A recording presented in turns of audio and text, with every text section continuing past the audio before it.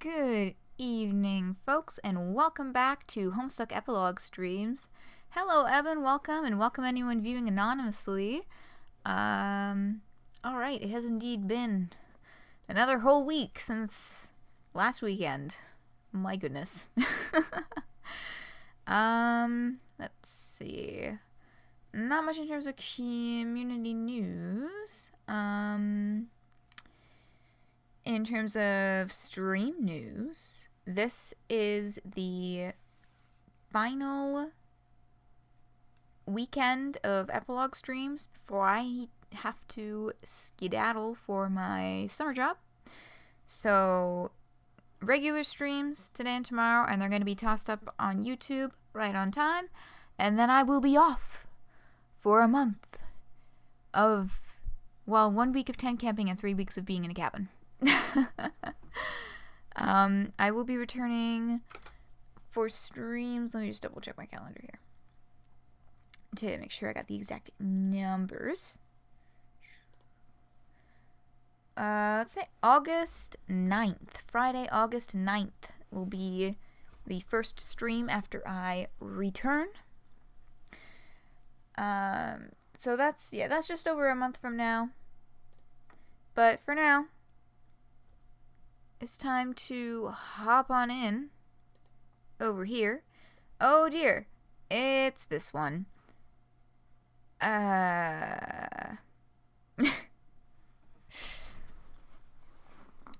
Okay. So we're starting on chapter 18 today, which is, I believe, the first actual exchange we see between Jane and Gamzee. Like, serious long-form exchange. Oh,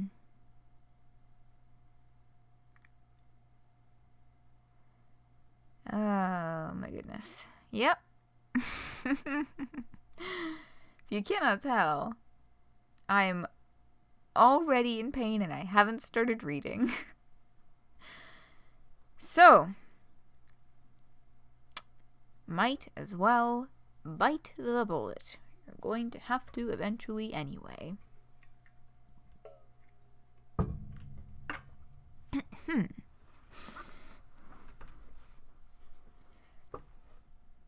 18.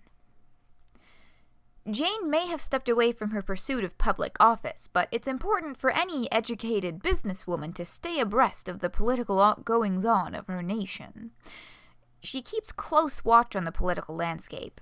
She's got people with eyes on every newspaper and website on Earthsea, but she likes to watch the human news herself. It's just such a delightfully adult thing to do, she thinks, as she spreads out languorously in front of her television. She remembers her father doing the same all the time. Well, without the luxurious silk robe and 80-inch TV screen. I admit I had second thoughts about calling off my presidential bid after what happened with Dirk, but you know what? I'm surprised to say that this administration isn't too shabby at all. I was really worried that one of the candidates would naively roll back the troll population control ordinances once Kanaya got the mother grub up and running, but they're taking a really hard line on this. Okay. Gamzee, as ever, stands by Jade. That's not the right name. Gamzee, as ever, stands by Jane's side, assisting her as she jots down notes about the political events of the day. When she asks for a fresh pen, he fishes one out of his codpiece and hands it to her, but he looks uncharacteristically disquieted. Whoa, are you really all up in support in that sticky shiz, my woman? Excuse me? That... what? It looks to me like the human man is trying to keep my people down all discriminatorially and such. I hate agreeing with Gamzee. Agreeing with Gamzee is the worst feeling in the fucking world. Jane chuckles at Gamzee's jape, but the strange expression persists on his clownish face. This be wicked serious, boo. Y'all really down with subjugating my ninjas? Jane scoffs. The downside of taking notes by hand is that one's wrist is bound to get a bit sore, and it's left her short on patience for the tiresome ordeal of explaining the basic functioning of a political system to an ignorant farceur. Gamzee, please. I'm not down with doing anything of the sort. Some of my best friends are trolls. Ugh. I have no ill will towards trolls at all, and I want them to have the same opportunities and privileges as any human, or Carpathian, or what have you. But there are certain measures that are, realistically speaking, necessary in order to assure that these opportunities and privileges remain equivalent across the board. But breeding control? I don't know, man. Doesn't seem like keeping in the spirit of tolerance and equality and all that, man. Gamzee, you just don't get it. It's not about equality. It's about equity. Yeah, I don't follow, honk. You see, in a system of equality, every individual is dealt the exact same hand. Maybe this is an analogy you would understand. What if we lived in a world where there was only one size of shoe? That would be perfectly equal if everyone had equal access to that shoe. But would it suit everyone? Could everyone put on that one size of shoe and receive an equivalent level of support and comfort? I don't know. As long as it's a big old shoe, it might be alright, man. Jane has to pause to huff in exasperation. No, Gamzee. Everyone needs shoes that fit the size of their feet. You need to make unequally sized shoes for unequally sized feet. Oh, word? I ain't know about all that, boo-boo, but if you say it's true. Reading Gamzee. And Jane, this is a rough chapter to get through, because, like, Jane is tossing some real bullshit out there, and, like, the cherry on top is that, like, Gamzee, of all people, is the one that's actually making sense.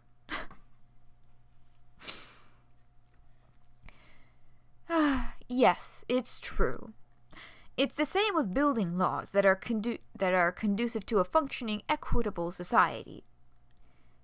Some people are simply born into positions that confer upon them certain advantages, and it is the job of the government to ensure that people who are less fortunate can be lifted up, as it were, to match their luckier peers. We must offer greater assistance to some classes of people than others to ensure that equity. Such is the case with natural troll and human birth weights. So you saying you need different shoes for your human dicks and whatnot? Precisely. The reintroduction of the mother grub changes everything. Trolls and humans don't have identical birth rates. It's a fundamental biological fact that natural troll reproduction is much faster than humans. It's a matter of evolution in society. You know this, Gamzee. Your people evolved in a harsh, unforgiving world where the slightest misstep could lead to death. And like any animal would, your biology adapted to the circumstances. Your mother grubs have the capacity to produce an unimaginable quantity of eggs at a time, to ensure that at least a few can survive to reproductive age. And I understand that in the context of Alternian society, that worked great, because the mortality rate was so high, only a manageable number of individuals were able to make it to adulthood. But we have a peaceful society now, with benevolent caretakers and fair laws. No young troll is at danger of being killed by monstrous fauna. No one will be culled for being too weak. But that doesn't change your biology. So what does that mean for the troll population? It would spiral out of control within a matter of generations. You would come to outnumber humans at a factor of thousands, millions to one. The infrastructure would not be able to keep pace. The economy would be completely destabilized. The market would be flooded with thousands of trolls who wouldn't be able to find jobs or places to live. Not to mention the issue of your lifespans. Some of you will live for hundreds or thousands of years. And honestly, speaking of biology, I'm not sure if we were to loosen the population controls right now, that your people have, well, let's just say I think it would be irresponsible to gamble on whether or not the natural Alternian order will reassert itself in such a troll-dominated society. Maybe in 100, 200 years when you've proven, and I believe you will, I really do, but when you've proven that you can coexist in a harmonious society with natural breeding, it might not matter so much exactly how many more trolls there are than humans. Oh boy, so that's a mouthful. And a load of complete bullshit. and it is why I have this tab open here. I will post a link to this in the chat, because this, I feel like Minda kind of explained it best. You know, all of this stuff about, whether or not to even argue the merits of Jane's position. So I'm just going to give his post a little read. There's a link if you want to give it a reblog if you're on Tumblr. It feels wrong to argue the merits of Jane's position because doing so leads you down a dangerous rabbit hole.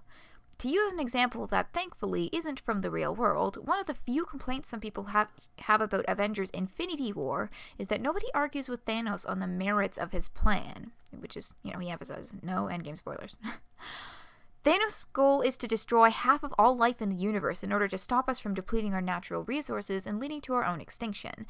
Every hero who is told about this plan reacts with moral disgust, but nobody points out the flaws in such a plan.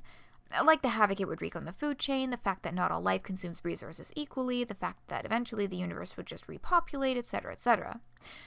The trap you fall into by engaging in that debate is you immediately concede to the point that there are circumstances under which it would be morally justifiable to destroy half of all life in existence, and that maybe Thanos just hasn't met those standards yet. Or perhaps 50% is simply the wrong number. Maybe Thanos needs to wipe out 40% of life in order to achieve his goal. Or 60%. 65? If we math this out, I'm sure we can figure out exactly how much genocide is necessary for Thanos to ensure the continued existence of life in this universe. That's basically the trap we're in here, and unfortunately this is where we can no longer avoid real-world politics.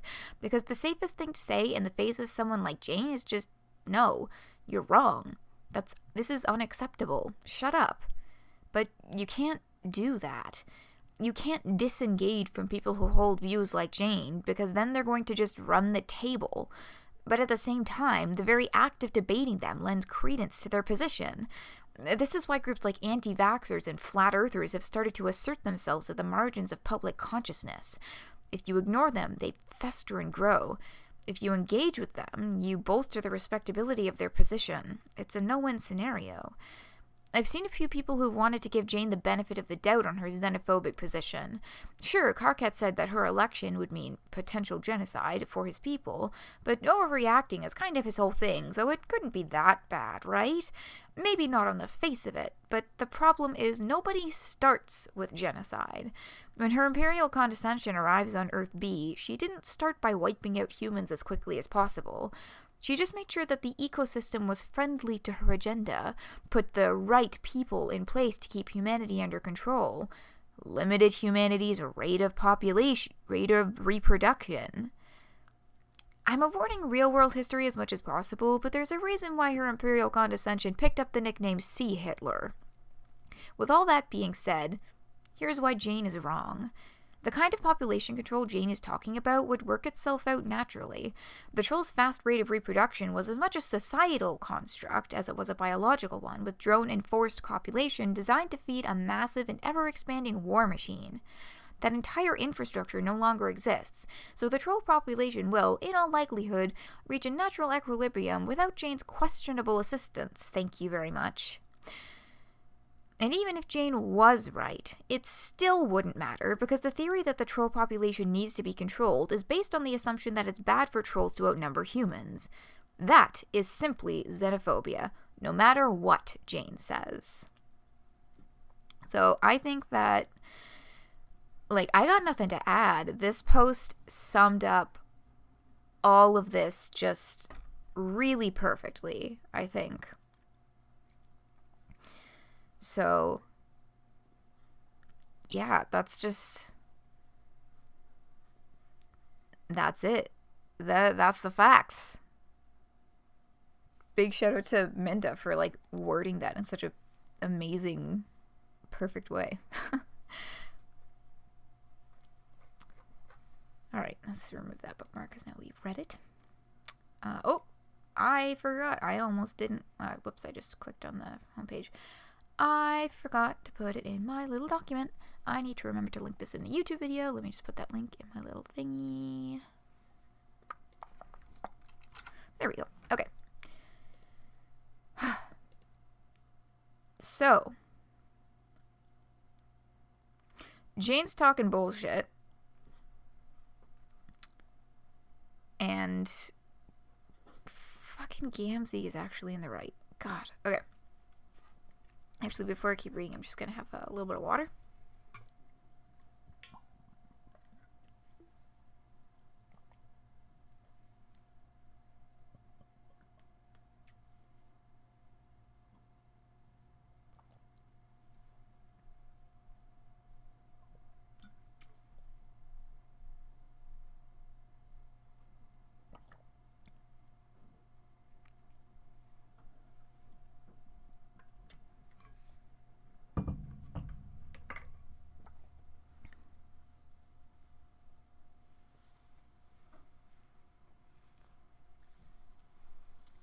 Yeah, exactly, Eben. Like, she's also just fundamentally understanding how ecosystems work. Precisely. Like, there's so many holes in this plan, and it's just, on moral grounds, it's wrong, too, and it's so...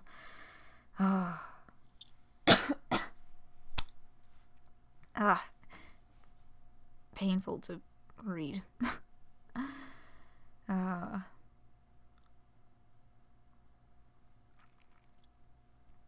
But yeah, that's just it too. Like, she's just wrong on, like, an incredible number of levels about this.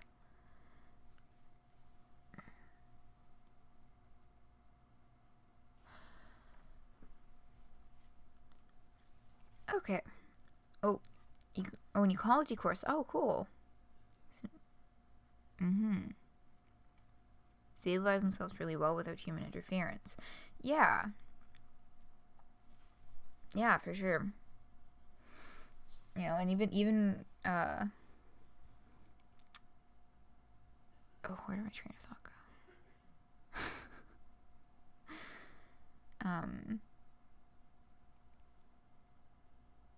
Oh, it disappeared. Oh, it's gone. We got those degrees because you're a god, and they can't fail you in any of their classes.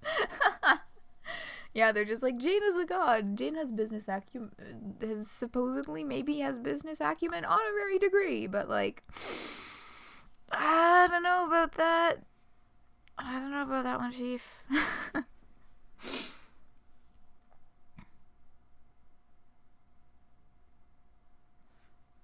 Yeah. Oh, Jane. You're hurting me. This is... Like, I think like, it just sucks that you can even, like... You can see the logical steps from Canon Jane to this. And it's just like, damn. The seed for this really was there the whole time. Carcat makes college free for all. Fuck yeah. That is the dream. I have to read Gamzee next, and I'm just like, oh dear. Okay.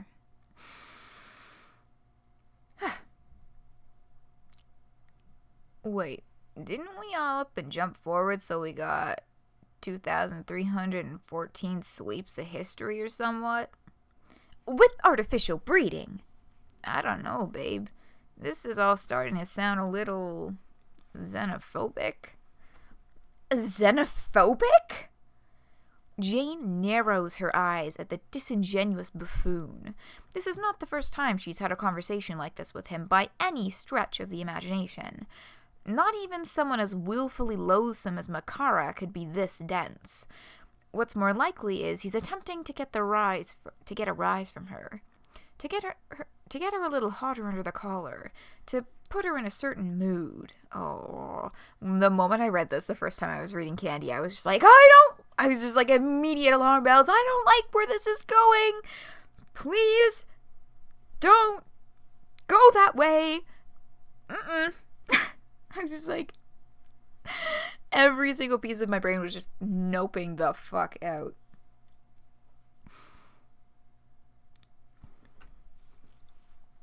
I just explained. It's essential that these regulations remain in place so that the human and troll populations can remain proportionate. It isn't as if this is an issue comparable to racism within a single species, a phenomenon rooted solely in spurious cultural stereotypes, junk science, and knee-jerk bigotry.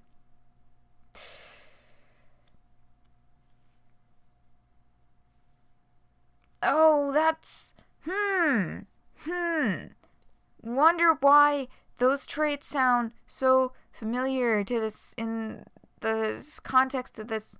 I'm just like, words are not working for me right now, but like, y'all know what I'm getting at, right? Like, the cognitive dissonance here is off the fucking charts. Yeah, you hated it too. It was just like, oh, there's just so much about that. That's like it really pained me.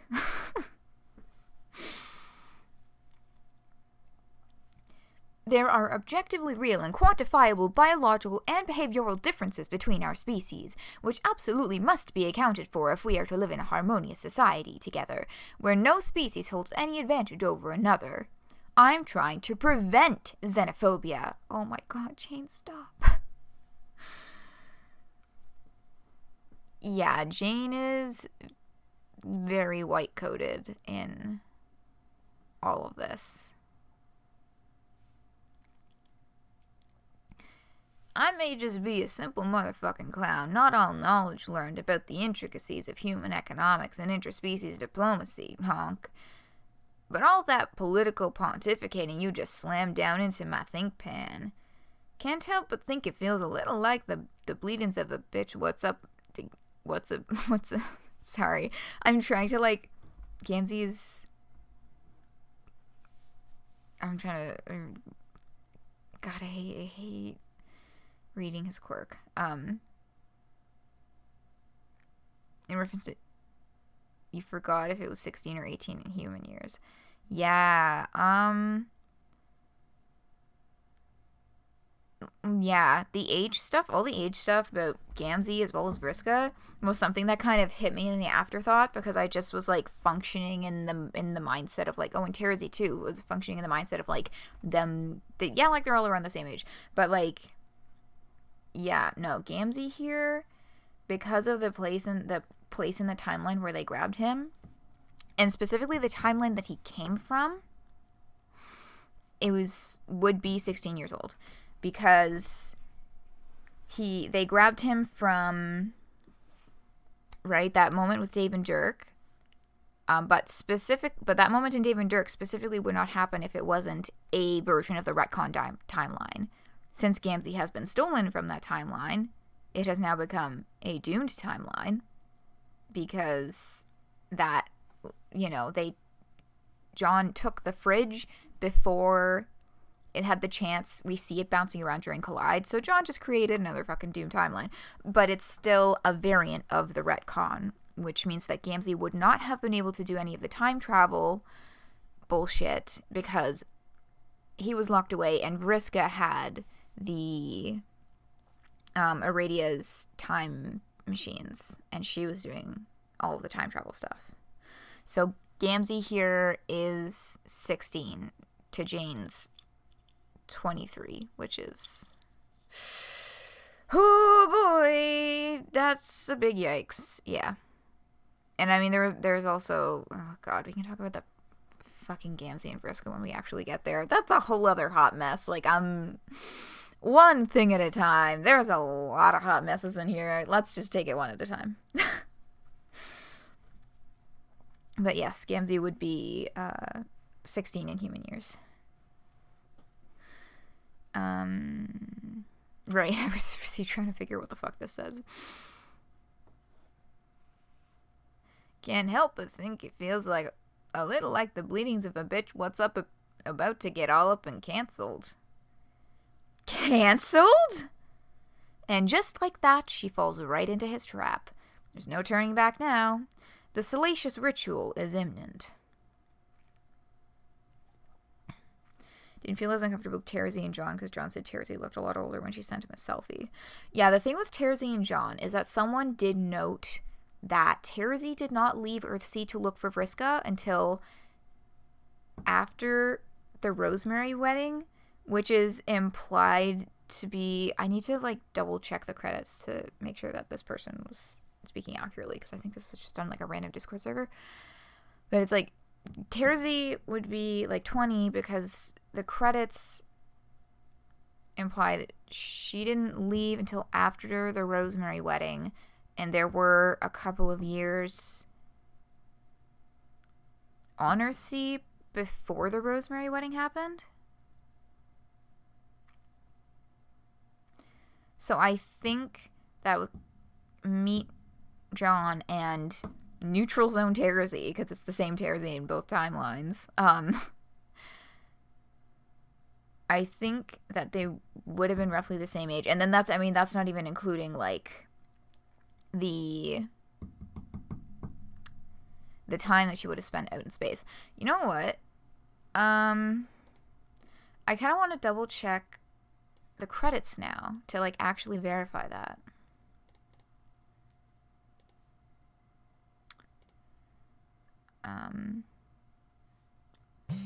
Right, so we have this.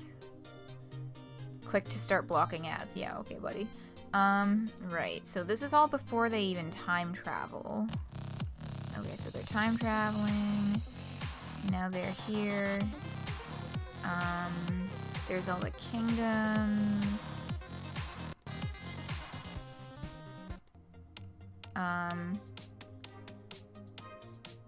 Right, so you see all the kingdoms. And this is Happy Birthday, John. So this is 1 year. So, wait, that's 1 year. Let me tally here. Well, it's 1 year. No, wait a second. Where did they get those numbers? Because that's only showing 1 year, the Rosemary wedding. And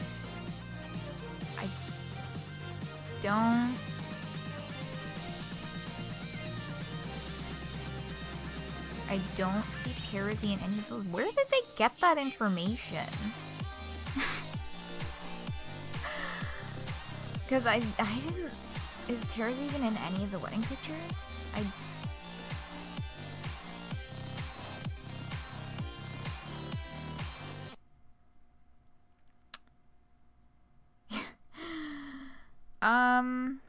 What is this? Oh yeah, it's giving me bullshit recommendations because I'm logged into a fucking the actual YouTube account that's associated with this stream rather than my regular one. But that's...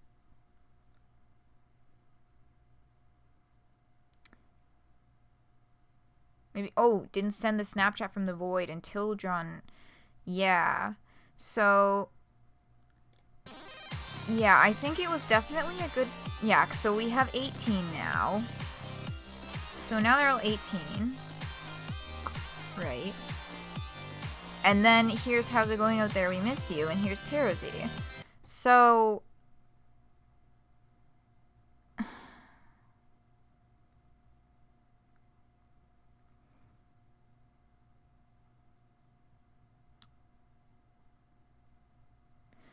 So that gives us a sense of the human perspective. So at very minimum, Terzi, like, just left at 18. And then John started getting in touch with her. And they started going back and forth around 8 when she was 18. Or if she did leave immediately after, like, the kind of troll founding ceremony, then with the way that time passes in the void, as we kind of see through, like, throughout Candy with where their communication, it's like 5 minutes for Terzi and a few months for John. I'm confusing myself. What? Okay. Weird if she stayed the same age was not bad. Yeah, it's not like... It's not bad. It's just... Yeah, this... I'm trying to...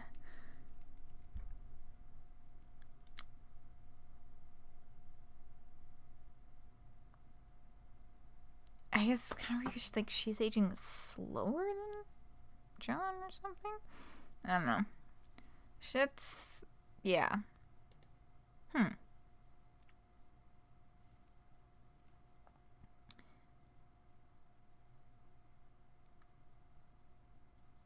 Okay.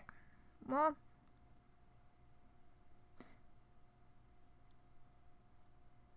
I'm glad we puzzled that out. That was something that was just kind of like randomly on my mind anyway.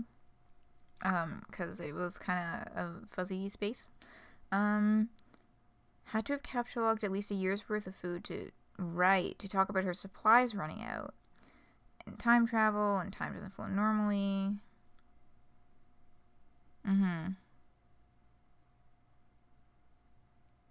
Tell myself so I can rest easy at night. I know. Yeah, that's the thing. We don't know how long it is before they started communicating, any of that stuff, how long she technically would have been out there, all that stuff is, like, real gray area. But, like, that is true. Like, she would have had to have at least a year's worth. At the very least. Right, I forgot she talked about her, like, supplies running out and all that stuff.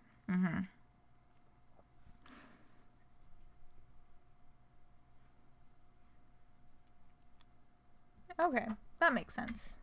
I'm gonna go with that one too, because that will also help me rest easy at night.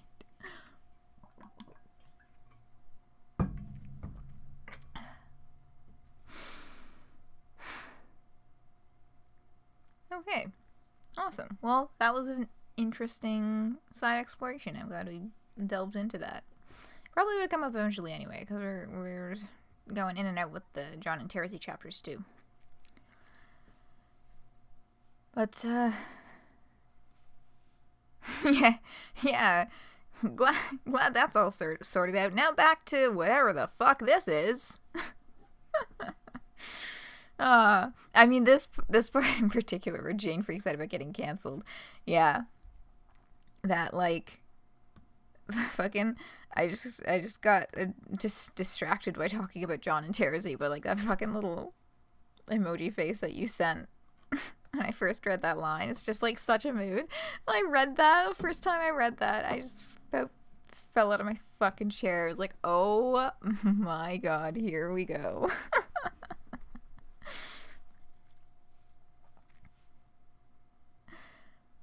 Excuse me, I'm sorry. Cancelled? Are you even hearing yourself? Who in the world gave a literal insect in clown face like you the authority to be cancelling anybody? Oh boy.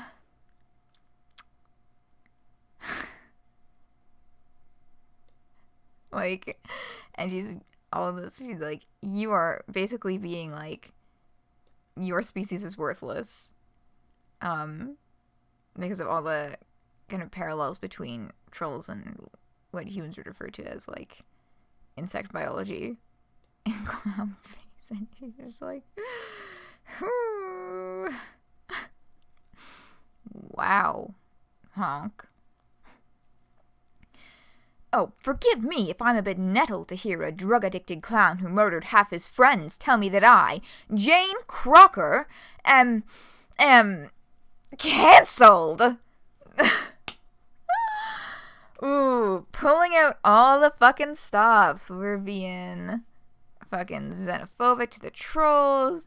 We're being fucking... What's even the word? I guess...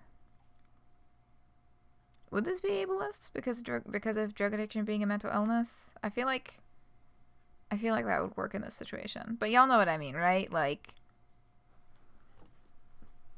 talking shit and just like, oh.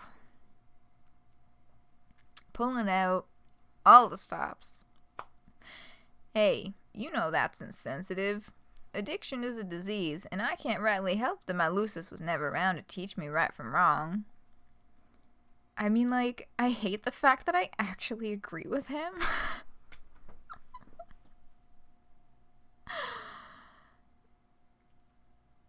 Yes, we've all heard your sob story, Gamzee. But I'd done gone and repented now, my tall frosty mamacita. I'm a righteous man, and he's lost me. Things, yeah, I think, I don't know if there's a specific word, but that one sounds the most correct in this circumstance. But yeah, no, he just like, he was like, I was like, you know, I hate that I agree with him, but I do, he's right. And then he immediately lost me. Like, this is the point at which Gamzee returns to what we're all used to, and I stop agreeing with him and start hating him again and gleefully awaiting the chapter where Vriska strangles him.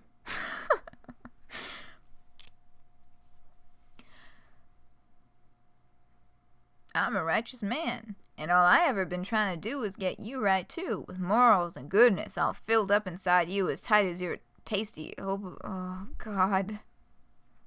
He just says things out of his mouth, and I, like, losing just, like, a smidge of my dignity every time I have to read something like this.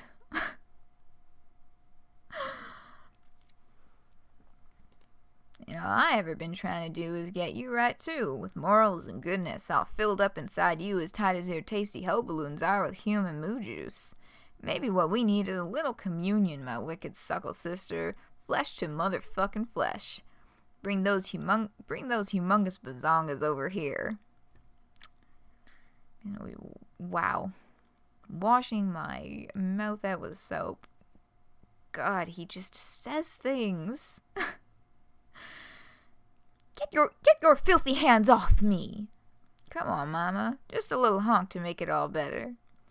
No! I'd rather die than touch your disgusting clown baton ever again.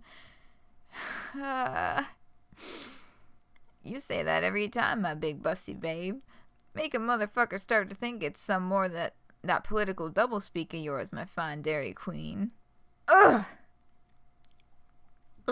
is correct. The words that are... There's just there's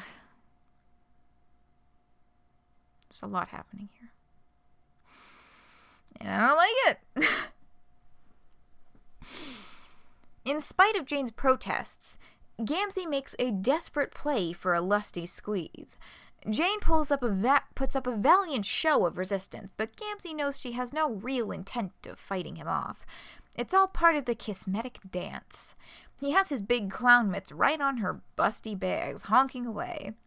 As soon as Jane starts screaming, the baby does too. Jake, sitting approximately 6 feet away, bounces the infant a little to calm him down. And now the introduction of sweet baby Tavros. What an unfortunate way for this character to be introduced. Tavros deserves better. Every version of Tavros, okay? This one, Homestuck Tavros, Doomed Timeline Tavros, they all deserved better. In so many different ways. I say, would you mind keeping it down for Tavros? He was sleeping, and to be honest, I think things here are getting a little blue for the baby. Jane and Gamzee break apart at once. It's like she'd forgotten that Jake was there at all. She scrambles to cover herself properly the moment his voice cuts through the din of sloppy, moist honking. Ugh.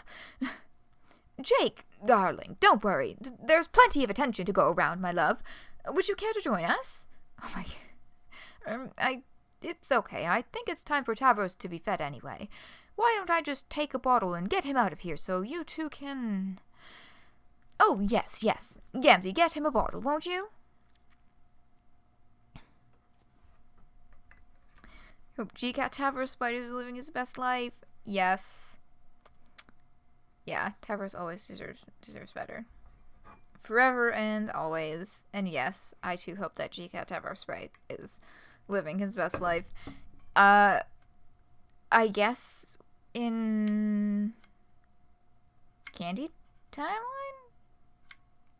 I don't know. Oh, no. Because I was thinking, oh, well, all the sprites stayed back and, like, were around in the final fight and just kind of would have gotten sucked into a black hole. However, we literally just looked over the credits and I'm pretty sure that G-Cat Tavros Sprite is, like, in the credits, right? I know we were kind of skimming, but I'm pretty sure he was in there. They just kind of, like, gloss over the sprites in the epilogues and, like, what actually happened to them aside from Dave Petta. Yeah, he's in Consort Kingdom. I hope that he is living his best life in Consort Kingdom and helping all of the little consorts do their whatever consort things that they do. John mentioned them mimicking middle class. Mimicking middle class life during the prologue. I just thought that was fucking great.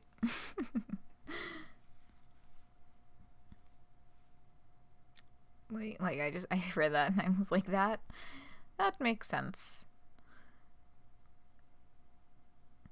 But yeah, I hope Tavros is enjoying his time with the consorts. I feel like Tavros would enjoy the consorts, because I feel like it would be a pretty chill place to be. And he deserves that. After the lot of garbage he has been through.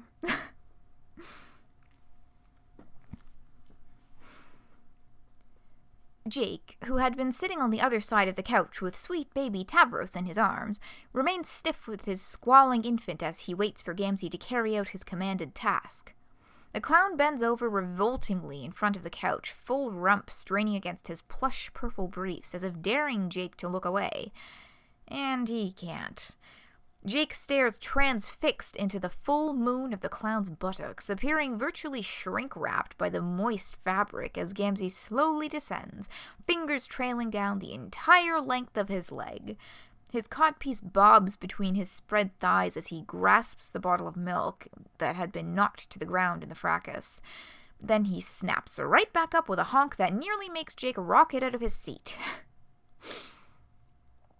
Jake's heart is racing so hard he loses focus. He doesn't notice that Gamzee is offering him the bottle until Jane's angry voice wrenches him back to his senses. "Gamzee, that's been on the ground. Get him a clean one." Gamzee shrugs and squirrels away the half-spilled bottle in his codpiece. He walks off and returns with a fresh bottle from the fridge, then hands it over to Jake. "Thanks, I'll just be going now. See you." Jake snatches the bottle from Gamzee's hand and all but flees the room in as brisk a walk as he can manage. Baby Tavros calms down as soon as the rubber nipple is in his mouth. But no matter how far Jake walks down the long corridors of Jane's mansion, the lascivious honks echo through the halls like the wails of a dolorous ghost. Nowhere is truly safe. Every little noise emanating from that cursed living room shoots through Jake's skull like a gunshot. As Jake gently bounces the baby in one arm, he takes out his phone to text an old friend. "Jade, are you there?" "Yep, what's up?" "Can we call?" "Sure, Jake." Jade has started up a voice call before Jake can even move to do it himself. It's such a relief to hear her voice.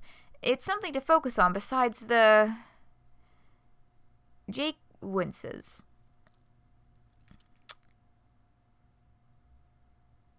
You know,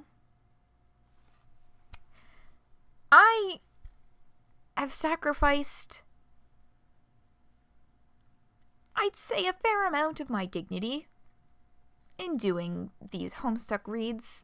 You know, I've read I've read Davros rapping, I've read Jake rapping, I've read Marvis's Root, I've read everything that Gamzee has said so far, but I draw the fucking line at reading Jane Gamzee's sex noises. I am putting my motherfucking foot down. I am not doing that. That is very firmly over the line.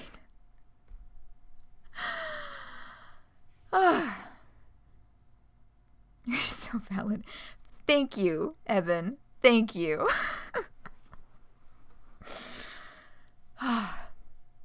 That's just too fucking far, man. It's just too fucking far.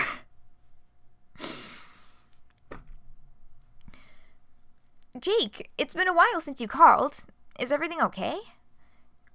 Yep, just hunky-dory over here. You know how it is. Love my lady and baby and all that. Nope. Not doing it. The sound of his wife's rapturous howling unmoors the last of Jake's composure. He staggers, threatening to spill soft little Tavros on his soft little head, killing him forever. Oh wow, I forgot about that line. Holy shit. It's not safe to stand. So Jake shuts himself into the first empty room he comes across and lets himself slide to the ground against the door. Anyway, what's up with you? How's life with Dave Cat going? Oh, it's great. I'm really glad I just went for it. All of us living together, it really is the best of every world. To be honest, I never really felt like I was cut out for monogamy, you know? It seems silly to even contemplate keeping all my love for only one person now. I've never really believed a person ever runs out. That's great to hear. Speaking of, how are things going with you and Jane and, Gamzee? Well, it's not so much like that for me, really. Gamzee is more Janie's side piece, you know. I'm not really... Well, enough about that. Have you been thinking of your plans for the future? Oh my goodness. Yeah, you can tell he's just like, let's just not. And that's, yeah. Yeah, man, that's fair. Subject change, too. Oh, this conversation. Oh god, now I'm remembering where this goes. With your crack shit before the epilogues dropped in, you're conflicted about how it happened. Yeah, they really threw it under the fucking bus. Both routes, they just threw it under the bus. And it's like...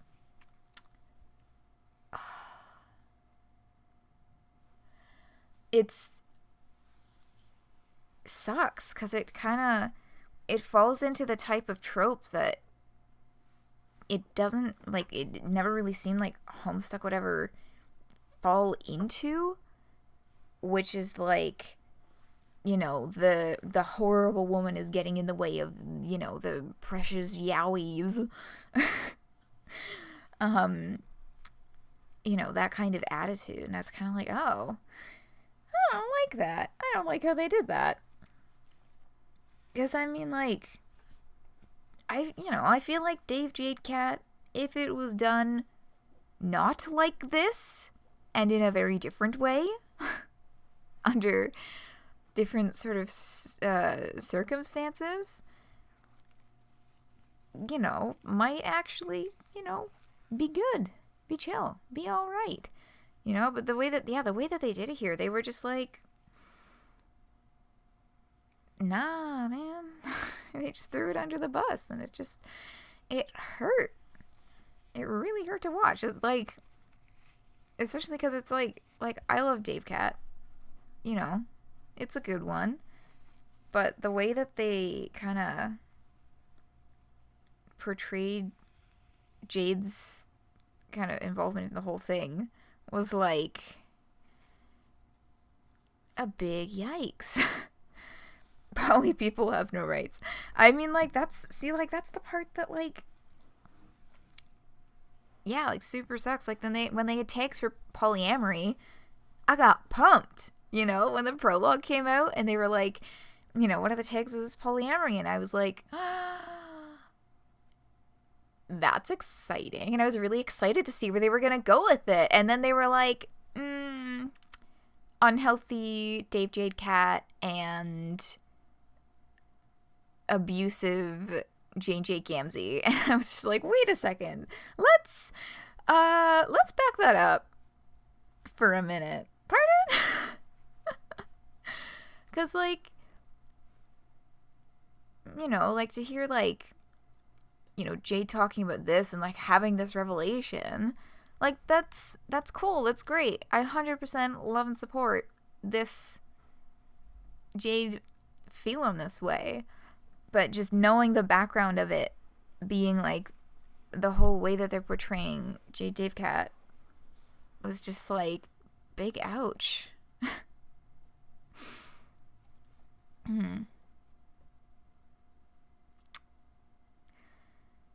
Yeah. Yeah, I mean, obviously they can't please everyone, but they could have at least not done the tropey thing. I don't know.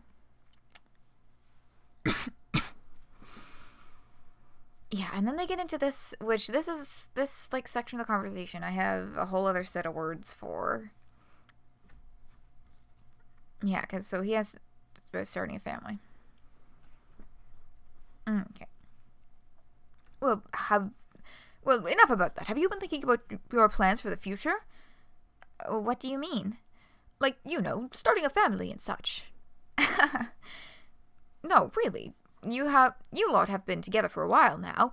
Haven't you put any thought into the next step? You and Dave would have some real gangbuster babies, I'm sure. Oh, yeah, that's right. So, okay, where are we in the timeline of things? So,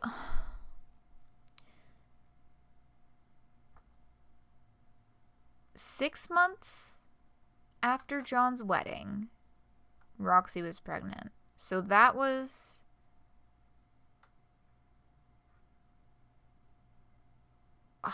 I need, like... a timeline of the chronology of Candy, because I'm losing track of it a whole bunch. Hey, Odd, welcome! I fixed the epilogues and it didn't even change the plot in Candy, but things are better. Oh, nice. Very nice. Bad rom-coms. Draw a present for someone, but you're here. Nice. Thank you for joining. Yes, Candy, but good. And welcome, Odd. Oh, now that you are here, I can do the thing for the thing in the thing. Because your birthday thing. I promoted your fic last weekend, aside from doing the birthday thing, but I just felt that it would be silly to do the thing if you were not actually here. So, slight addendum, as is just like kind of a thing that's become a tradition. If it's anyone's birthday, then they get to make me say some shit on stream. What? Oh, y'all, no problem. I am 120% down to promote this amazing fic written by Odd.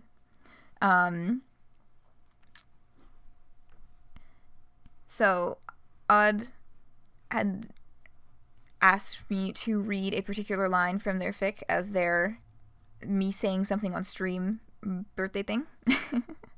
So you got well, I hope that you had a good time with getting wrecked. That's such a way to put that. But yeah. So, without further ado, this is a line from the Lalande itinerary, which I will link in chat. This would be linking to chapter 2. Give me a minute here. Let me just get a link copied for chapter 1, because that would make a lot more sense. There. Okay, so that's a link for chapter 1. And there. Evan, I'm loving all of your, like, Splatoon icons. They're so cute. Yay! Bookmark. Yes, it is a good one. So let me... Oh shit, I lost... Oh, here it is. Okay. All chalk is edible if you aren't a coward, Dave. She returned with a tap of her cane on the table. So yes, we get some cheeky Tersey. That is a really fucking good line.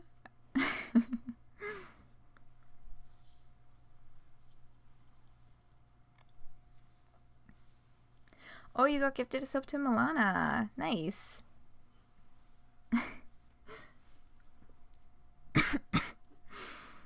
So yes, that is brilliant line from Tersey from wee all the way up to the top. The Lalonde itinerary. Ta-da!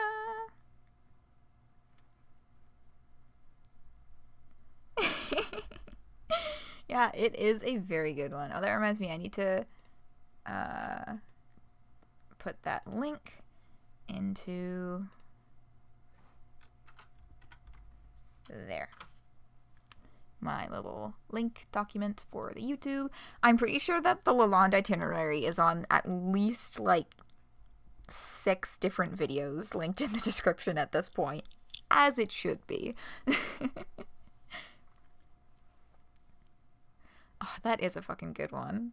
That's such a good phase. One day I will get to pick out or like design my like subscriber emojis, but I suspect that it only lets you do that when you actually get your first subscriber, because I can't find the settings anywhere. Love getting it plugged. Well, and I love plugging it, so we are in agreement on that. That I just worded that really weird, but y'all know what I mean.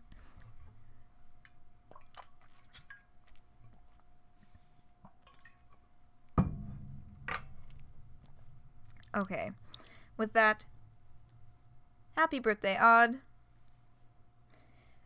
And we shall return to this. Okay, so we're on chapter 18, reading the phone conversation between Jade and Jake. That's so like earlier in the chapter was the scene between Jan and Gamzee where they start they just kind of start fucking right then and there. And then Jake leaves with baby Tavros. Oof, indeed. Thank fuck I missed that. Honestly, yeah, it was a lot. Oh god, that reminds me. Fucking bless Sneak Cat, who literally just like came onto stream late, was like, oh, we're in the funeral. Gamzee's talking? Okay, I think I'm just gonna leave. It's like, I totally fucking understand. Like, I'll let you know when we're done with this shit. Oh. Yeah.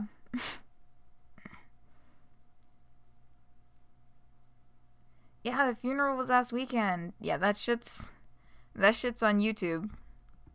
I think, was that the one where Aleph was just like, I think that's the one where Aleph was just repeatedly asking in chat, being like, hey, anybody here smoke weed? Anybody here smoke weed? Like, yeah, that shit's on YouTube. The last Dream Daddy stream should be up on YouTube, like, sometime tonight. It's, like, uploaded, but it keeps telling me the title's too fucking long. So I need to find out a way to shorten the title.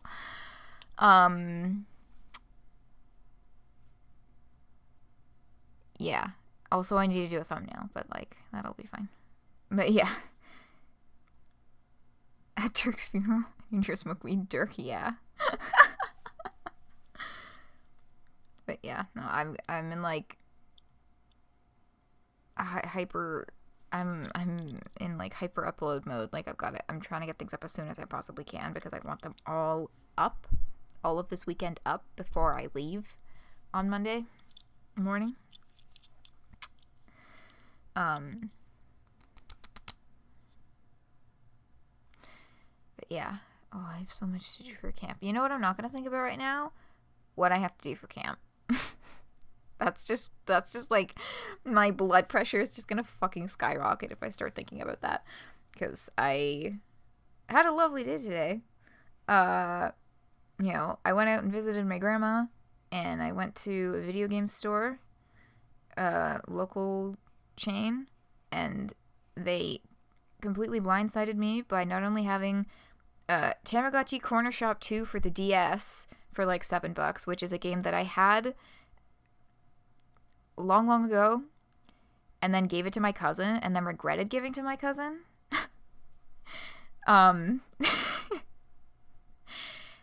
And they had the... You miss that shit so much. I know, right? They're good games. They're genuinely good shit. Like, I look back on that and I'm like, those mini games were actually not bad. Like, it was just a mini game, but like it was good. And I gave it to my cousin. And then within like a year of doing that, I was like, why did I do that? I was like, I think I was like 14 when I did that. So, yeah, it's been a very long time. But they had it, and I was like, I'm buying this. This is mine now. Thank you. Yeah, like games are like can be really fun if that's like what you're looking for, right? I have like a couple of different ones, like mini games for like the DS, because I was like that as a child. Yeah, Tamagotchi. I was like, damn, that's good. So I bought that again. Yeah, and they also had, which was a shock, I've been considering getting a Pro controller because the Joy-Cons are kind of weenie for my poor little arthritic hands. And I heard the Pro controller is very good. And they actually had, I didn't think I'd be able to ever find this in a physical location, but they had the Pro controller with the Splatoon-like skin, with the pink and green hand grips and stuff, and I was like, what the fuck? Oh my god, I wasn't gonna think about this until I got back from camp, but now it's right in front of my face. Oh god. Oh god. So, I just kind of, like, pounced on that, and now I'm just like, I need to stop. Like, my wallet is not, I need to stop. But, like, yeah, I tried it out earlier, and I just, like, I kept reaching down to, like, Booyah, and, like, just pawing at nothing because the fucking D-pad is, like, moved over, right?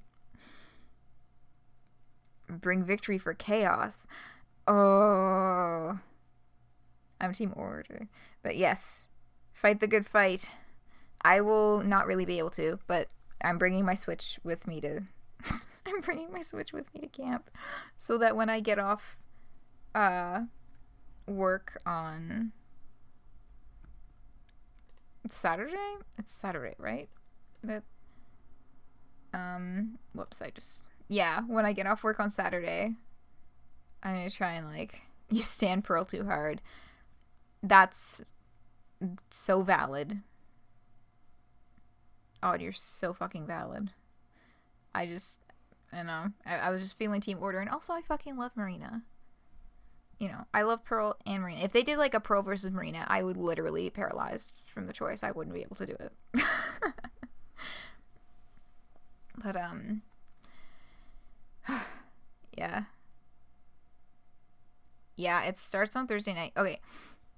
Our camp week ends on Saturday, and then Splatfest ends at 8 a.m. in my time zone on Sunday. So if I cannot get someone to give me a lift to a Tim's in town to get on their fucking Wi-Fi on fucking Saturday night, like, will be upset. But yeah.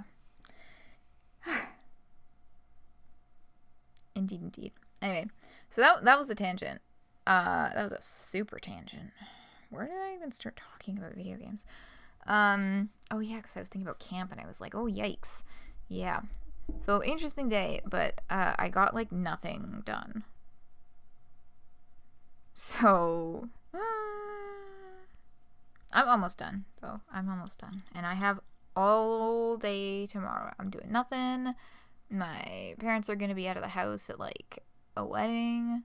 So it's just, like, yeah, my brother's going to be, like, playing some video games or something. But, like, you know, I will get things done. Sorry for, no need to apologize. Yeah, this stuff is inevitable. This stuff is 100% inevitable when it comes to these streams. Like, it's gonna happen. You just gotta let it happen and enjoy the moment, you know? Okay, it is like 10 after 12 though, so I'm gonna finish this chapter and then we'll do break. Oh, goodness. Right. You and Dave would have some real gangbuster babies, I'm sure. I'm sure we would. But, well, not ready for it yet? That's not really it. I'd love to have a baby like everybody else. I mean, everybody's been having them. I won't pretend I'm not a little jealous. But I don't think it's gonna happen with me and Dave. What? Why not? If you want, I could give that whippersnapper a talking to.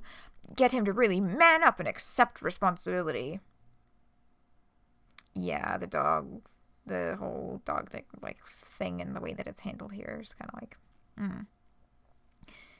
No, it's nothing Dave is doing. It's me. Huh? There's no way me and Dave could have a regular baby together because What's wrong? Well, let's just say that after the spurb stuff it's done some things to my body. Like merging with Beck mostly. Have you been trying? We can't really.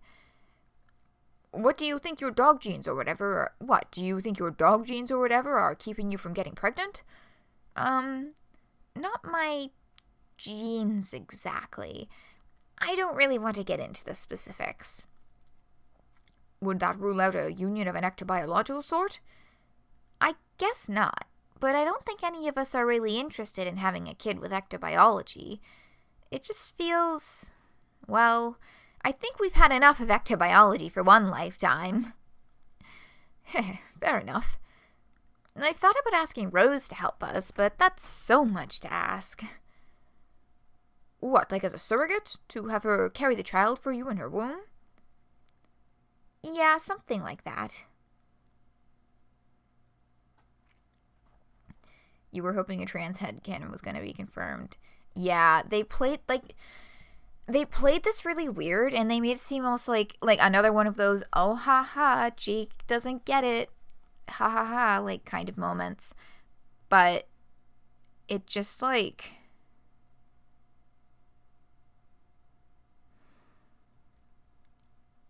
it, yeah, we like every time we come across this like particular way they handle like Jade's situation, I'm just at a kind of a lack for words as to why in particular it irritates me so much.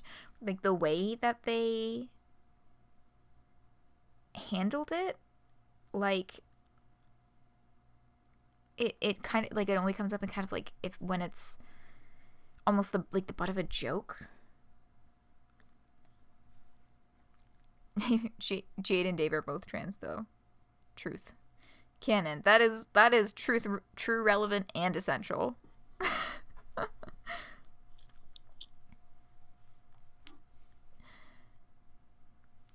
Yeah, something like that. Goodness, have you mentioned this to her? Yes, we've talked a little about it. What did she say? I don't know, it's a tricky subject. She didn't say no, just that there was stuff to think about. I see, but, I might be missing something. What? Well, Dave is Rose's brother, right? Yeah. So if he supplied the fatherhood material, wouldn't that be... Lol. What? What did I say? No, Jake, Dave wouldn't be the father in this scenario. Oh, Carcat then. Wait, no, I'm confused again. Aren't there biological compatibility issues there? I mean with natural birth and not the ecto-what's-it machine. Carcat wouldn't be the dad either. What? LMAO, don't worry about it, Jake. Look, I gotta go, okay? It was nice talking to you. No, please don't. Huh? Don't go, please. Jake, are you okay? Yes, I'm fine. It's just... never mind. Carcat? Yeah, no, like, it's... There's certain parts where he's like, oh, Carcat! It's like, buddy, no! Oh, God. Never mind. If there's something wrong, please tell me. I'm here for you, you know that, right? There's nothing wrong. There's nothing wrong. Sorry. I feel like we've been drifting apart lately is all. Because we're all so busy with our new lives and such. I just wanted to talk to you, like the old times. But I won't hold you up if you've got places to be. Oh, God, Jake. So he's covering up his discomfort with the situation with Jane and Gamzee so he doesn't have to face it. And then he's fucking...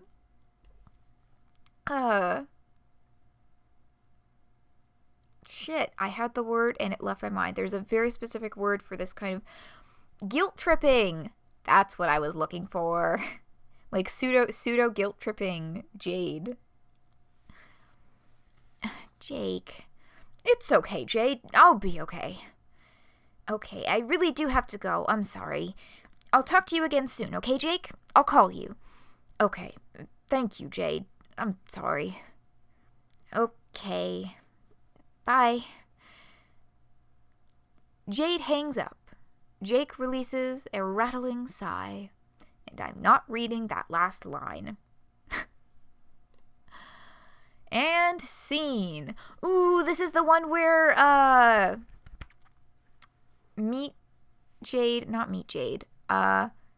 Alpha Jade. Lord English fight Jade. There was another term for that Jade that I can't fucking remember. I guess just dead Jade. That was probably it. I don't know why it took my brain so long to get there. This is the one where dead Jade flies out of the fucking sky. It's painful though, the timing of that happening. Oh my God, like Teen Dead Jade. Yes, that is the succinct description that I was looking for. Thank you, Odd.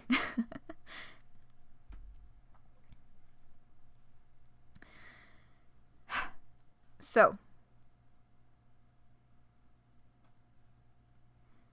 Jake being a manipulator with his page class, accurate and subtle with his execution. Yeah, Optimistic Duelist, like, has, like, a fucking god-tier understanding of Jake English as a character and just puts things in a way that's, like, helpful to, like, understanding how he functions. Yeah, there's, I'll spend break looking, I'll go to his channel and try and find, because he did, like, that 3-part series on Jake English. I'll try and find which one that kind of in-depth analysis was in, and I'll see if I can link it in chat. If not, then I'll link it in the description of the YouTube video for sure by the time this gets uploaded. But yeah, that was a very good video. Okay, 12:15. We're a little over time for break, but it's time to take 5. I'm gonna rest my voice. Oh, it's 4 parts? Oh, that's right. Oh my god. Yeah, he was gonna do a 3-parter, and then he was like, oops, I love Jake too much, so I wrote 4.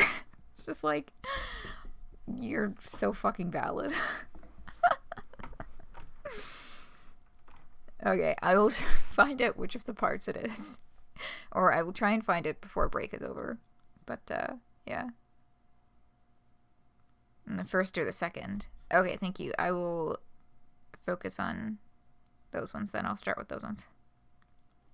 I know, he just loves Jake so much. Yeah. Okay. Right. So I'm gonna go try and figure out which video that was. And in the meantime, we'll keep listening to Squiddles. Hello, we are back. I'm glad that you are all enjoying the Squiddles album. Yeah, Carefree Princess Berry Boo is indeed Toronto's theme, and that voice clip, I don't know. I went to check, because I low-key own the entire Homestuck discography. So I went to check the album book for Squiddles. And it doesn't say anything specifically about that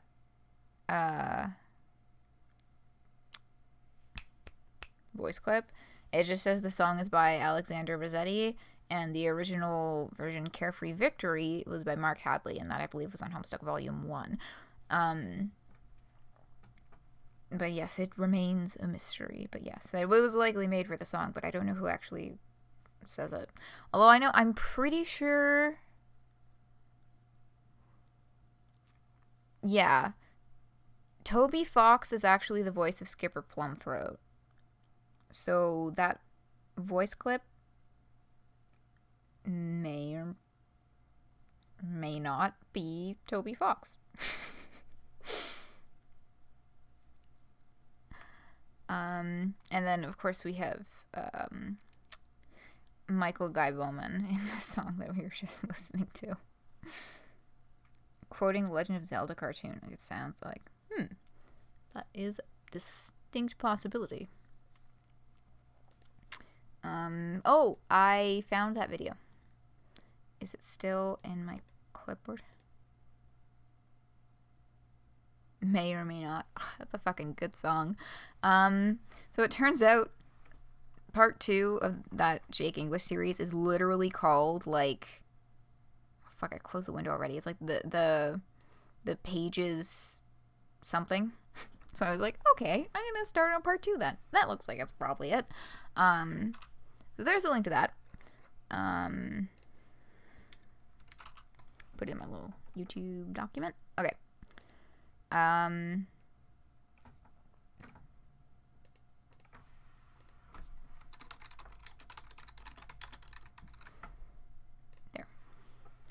Notifying Twitter that I am starting chapter 20. Oh, I said 29. Let me just delete that. Because it's incorrect. That was a typo. I forgot I was supposed to do this during break. But now I'm just going to do it now. Chapter 19? That makes more sense. Okay. There we go. Okay, so...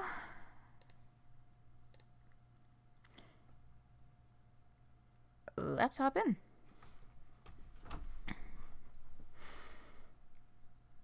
"19.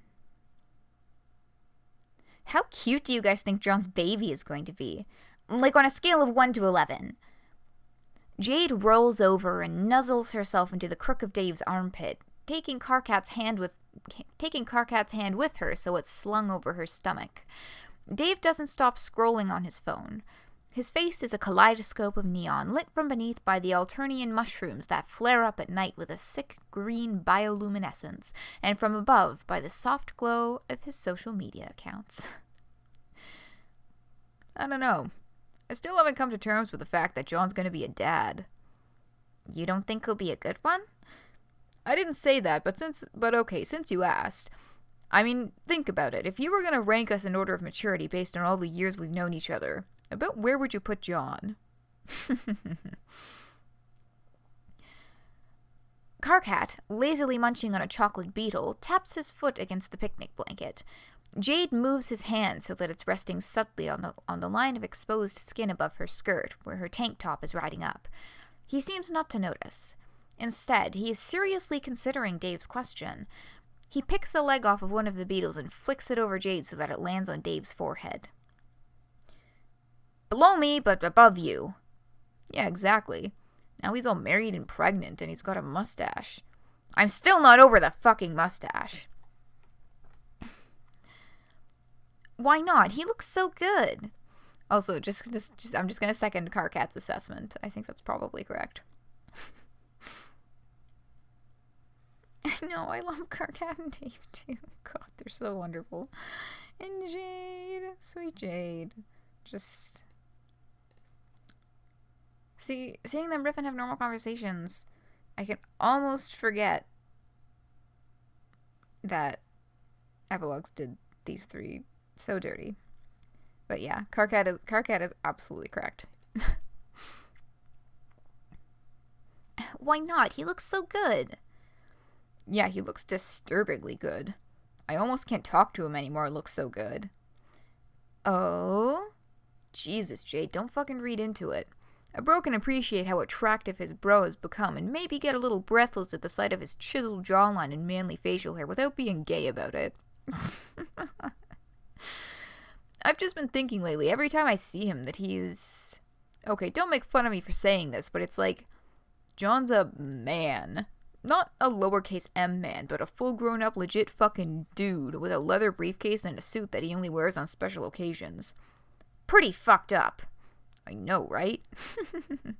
That's honestly the feeling when you watch friends growing up around you and you're like, whoa, what the fuck? Like, I knew you in high school. Who the fuck is this? John Hotness Appreciation Club members Karkat and Dave share a triple bunk bed. Oh my god. I like that. Okay, look. John Dave Cat is a thing that has maybe grown on me a little bit in the past, like, yearish. I'm still not, like, 100% gung-ho about it, but it's okay. But yeah, no, that's the mood, is how dare they become mature adults. Very specifically, John Dave Cat. Oh, I fucking hated John Cat when it was a really popular ship back in, like, when I first entered fandom in, like, late 2011. You know, in, like, 2012, too. John Cat was, like, everywhere, and I fucking hated it so much.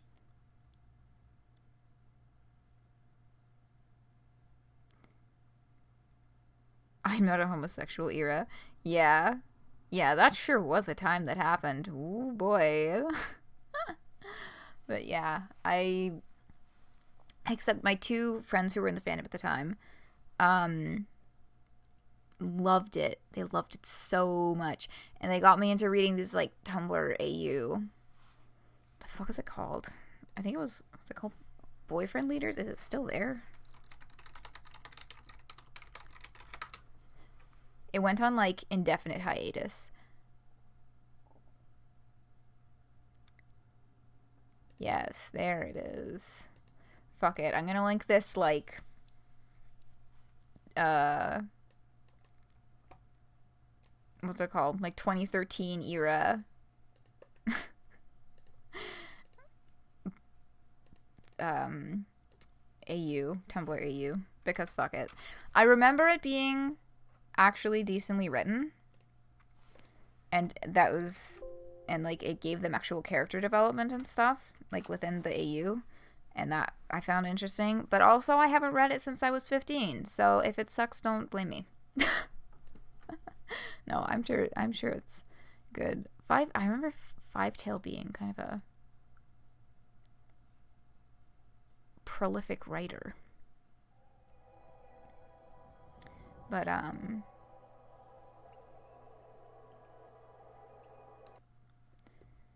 yeah, no, it's good. I'm fairly certain that this will still check out.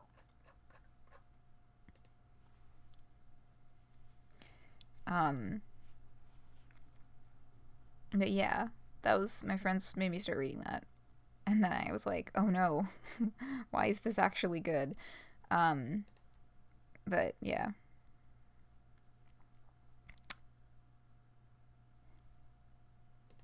Anyway, these folks getting not distracted. I'm trying not to run too far over time because I know that when I get off stream it's 1 a.m. in my time zone, but I'm still planning on doing a bunch of like camp prep like programming stuff after this, so I don't want to run too far over time.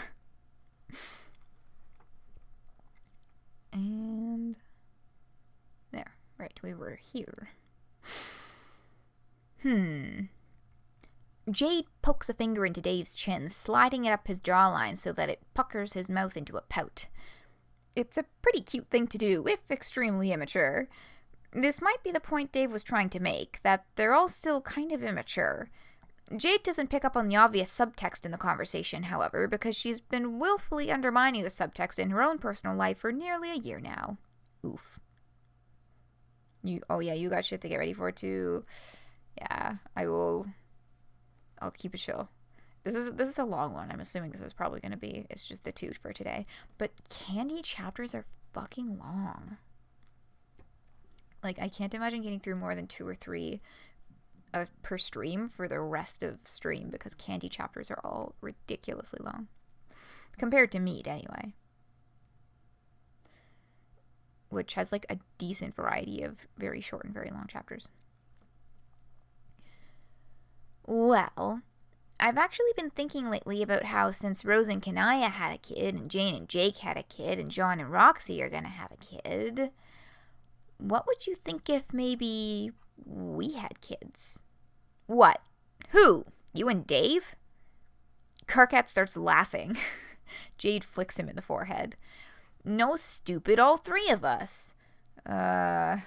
What?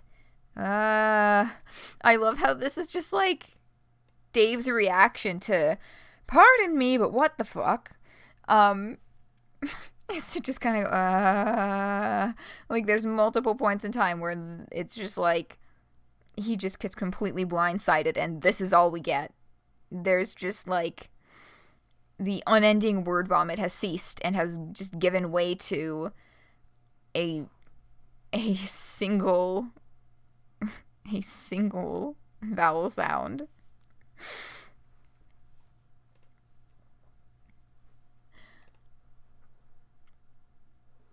Look, I know there are issues to sort out in terms of feasibility, but I think there are a lot of options to consider.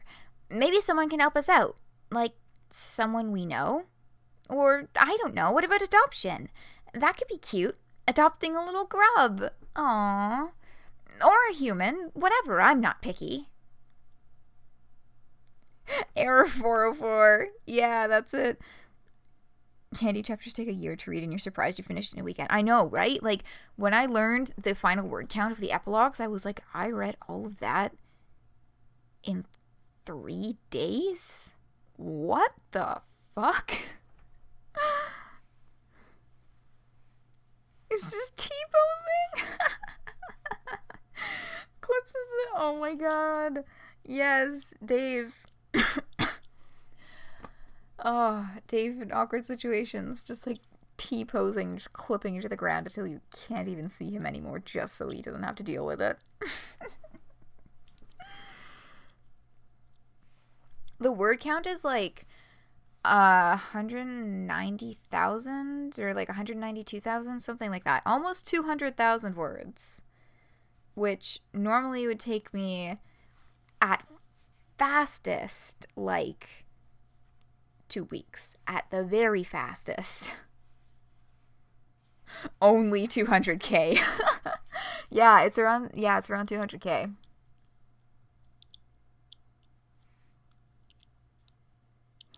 I know, right? You read that in a week. Like, damn.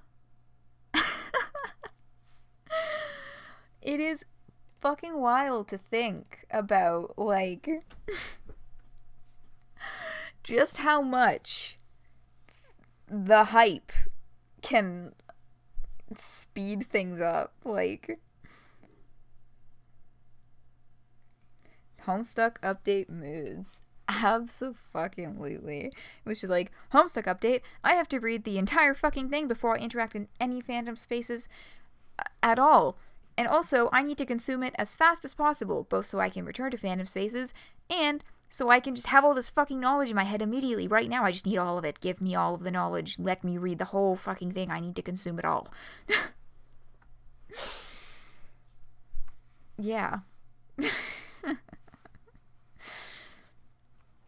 I honestly cannot believe I read that in 3 fucking days. Like, damn.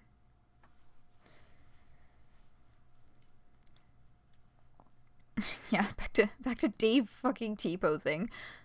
Yeah,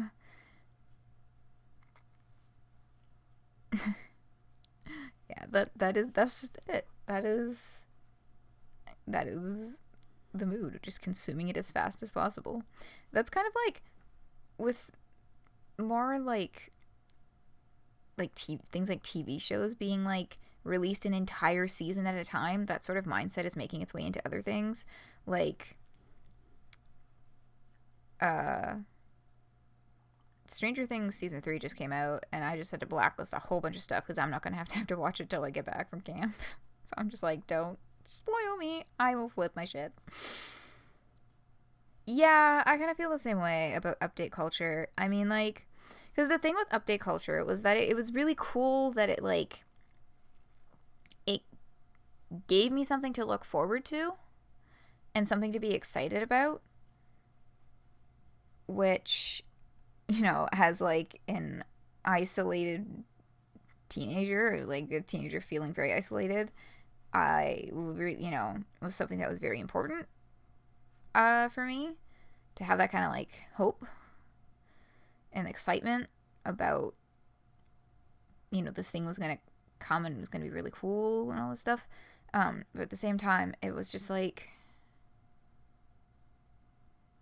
I look back on that and I'm like, how did we sustain that energy for so long? Holy cow.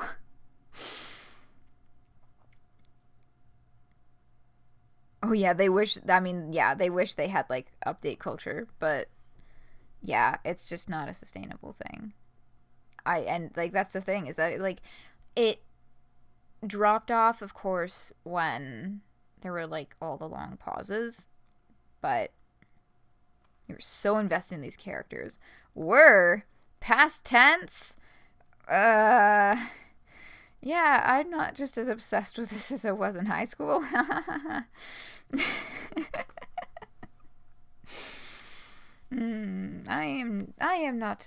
I have not sustained a ridiculous amount of investment in this for solid 7 years.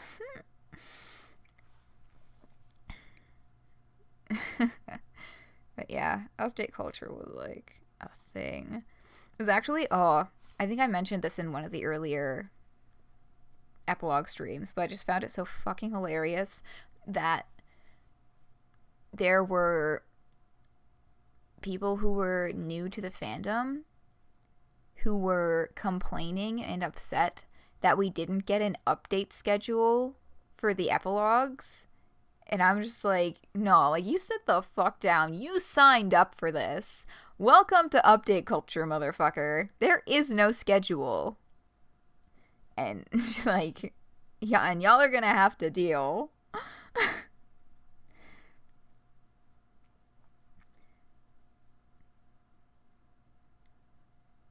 Bros, I'm here to kill Todd Howard with my bare hands, Lalonde. I love that. But You dropped it in 16-17 to obsess over other things, but came back for Friendsim. Yeah, Friendsim grabbed a lot of people back. Who were we? Yeah, no, I just, like, waiting for Hive Swap. Oh, true. Hive Swap was, like, 2017, right? September 2017? Yes? I think I'm remembering that correctly. That can't have been 2016. It can't have actually been out for that long. I will flip. But yeah, I know, like, people were complaining about fucking update schedule, and I'm just thinking, like, are people for real right now? Like, y'all. You signed up for this. But, yeah. Oh, and who heard about Lonk? Yeah. September 2017. Okay, good. I'm like, okay. It wasn't actually that long ago. Okay, good. But, yeah, Lonk is good.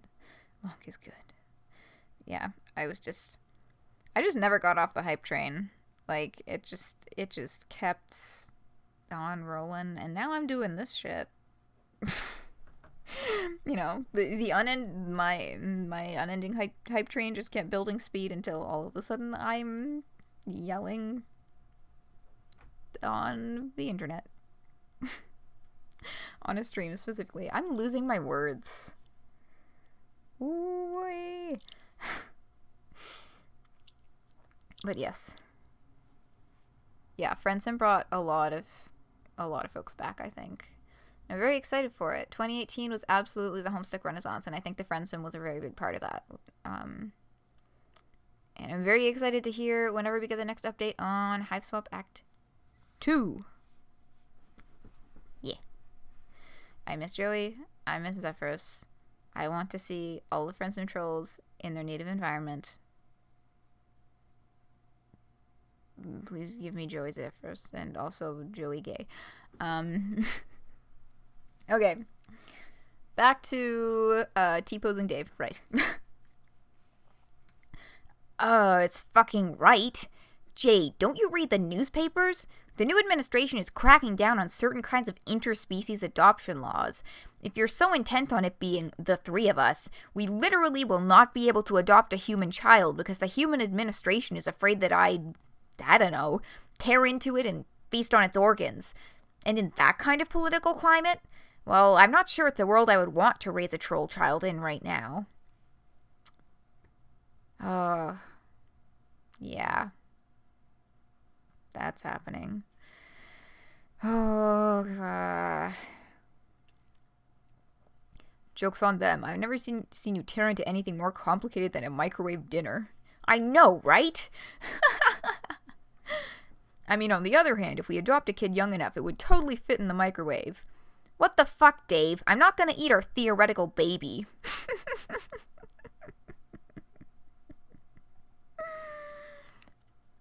Dave puts away his phone and rolls so that he's braced on his elbow. He meets Karkat's gaze over the rise of Jade's chest and smiles at him. Yeah, dude, I know.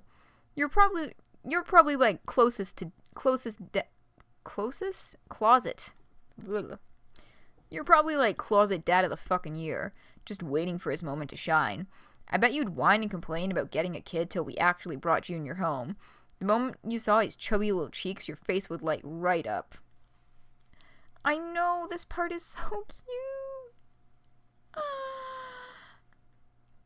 Like this, like it's like, oh yikes, that's happening. And then this is fucking hilarious. And then Dave's analysis here is just like, so perfect. And then it just gets fucking funny again because he brings it back to the microwave.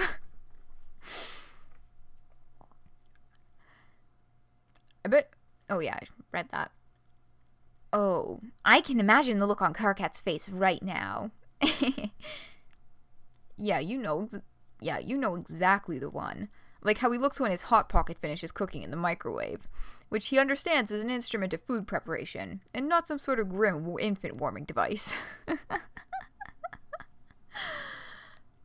Why did you have to bring it back to the microwave? Oh, because I had more jokes to make about the subject. Of course. God forbid Jade and I are not forced to listen to every letter of your morbid internal dialogue. Whatever, you love it. Anyway, on the baby in the microwave front, God. About Dave and Karkat being both best and worst uncles to Kanaya's child.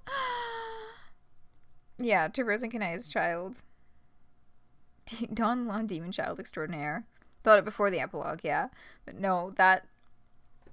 I mean, just like... canonically, too. That is precisely the role that Dave and Karkat play for young Vriska.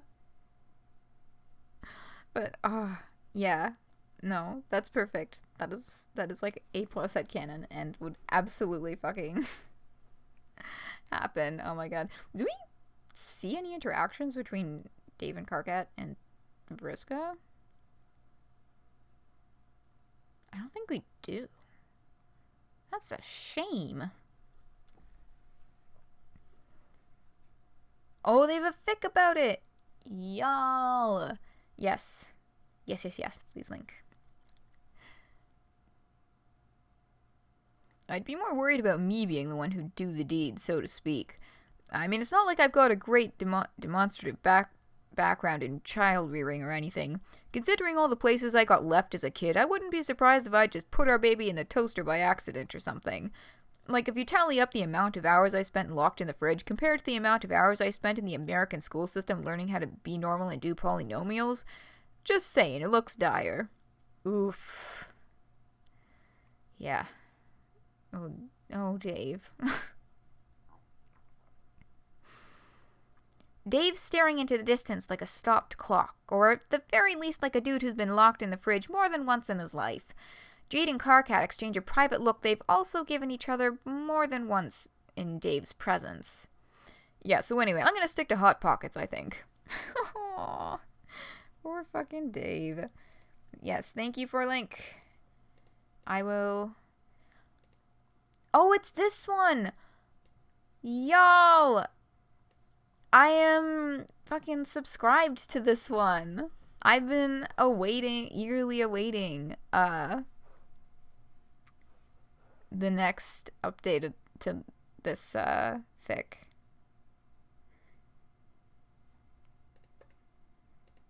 Yeah, I know this one. They will have a baby, but it will be held because Rose has issues. I mean, like, yeah, that's fair. That's exciting, though. I wasn't sure whether or not, because the number of chapters is a question mark, so I wasn't sure whether or not it was going to be, like, stop at Rose and Kanaya talking things out and deciding maybe that's a thing they should do, or, like, continue past that point. So I'm very excited that it will potentially continue past that point. Cool. Okay.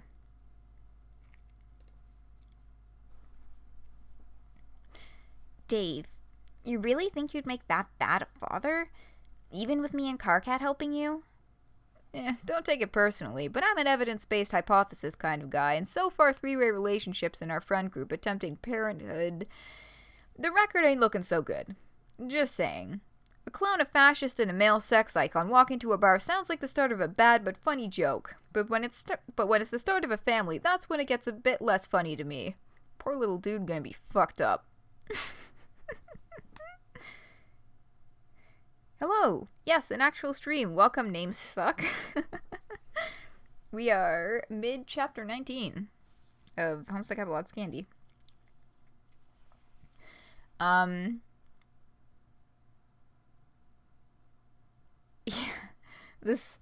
it was a little bit of a struggle to keep my Dave voice up for the entirety of this quote, because this is just like another fucking absolutely golden line.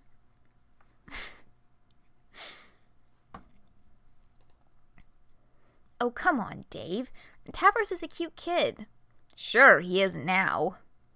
The moment cognitive function starts firing off in that kid's head, he's gonna be scarred for life. Fun fact. Babies' brains... I took a developmental psychology course was it the year before? I think that was my 3rd year of university, so that wouldn't have been this year. Honestly, university is a fucking blur. But I took a developmental psychology course, and honestly, my biggest takeaway from that course was holy fucking shit. Babies. There's just so fucking much happening in that weeny little brain all at the same time. Also, they understand a lot of things sooner than you think they will, and even early childhood experiences, even as early as very, very young baby, have been shown by studies to have long-lasting effects on growth and development. So, the older you get, the stupider you get. I mean, like, that is definitely also true in a lot of cases. But yeah, no, babies do, they just learn everything. They're just, that thing they say about kids being sponges, babies just soak it all in. And there's just so much happening in that little head all at once, and it's like, you know, and a lot of it's happening before they have the faculties or the tools to express that it's happening. So like all of this is to say that line from Dave just made me shed a single dramatic tear, because being scarred for life has already fucking started, my dude. Oh, this poor fucking kid.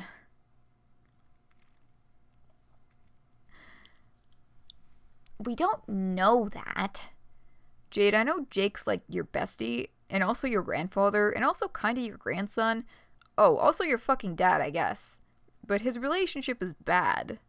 Hey, that's not necessarily true. Jade, don't try and stick up for this. This is not the hill you want to die on. You're right. It's not fucking true. Dave's just being gentle here to spare your feelings. His relationship is not merely bad. His relationship is a flaming wreck of an interstellar warship hurtling towards the planet at terminal velocity, with the entire crew brutally slaughtered upon re-entry, shoved straight down the Chagrin Tunnel, and then immediately shot out the other side, thus flooding the entire fucking neighborhood when it clogs up the load gaper. Colorful. As always, Carcat. Most people don't.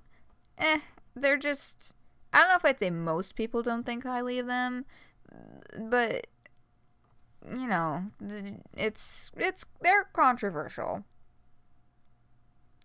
There's, I know, I love Carcat too. There's, definitely, like, a lot of issues that turn fans away, for sure. And,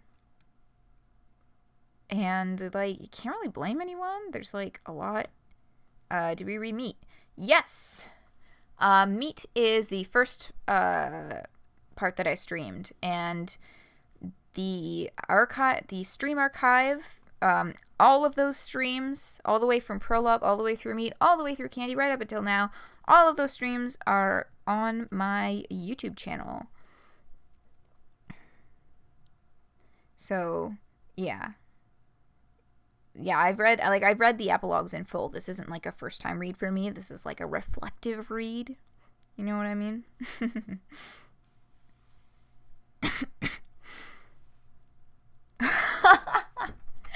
Oh, I love how you put that odd. But yeah. Oh, yeah. Lord English committed war crimes against John. Yes. That lost his hammer. Yeah. Oh. Yeah, I mean, that part of the battle was I found fucking hilarious. John just throwing every single hammer in his Siladex into Lord English's mouth. But, yeah, that was... Lots of things happened to me. Lord English will have to face Sans for his crimes against Vorkind. Odd, what the fuck? Oh my god.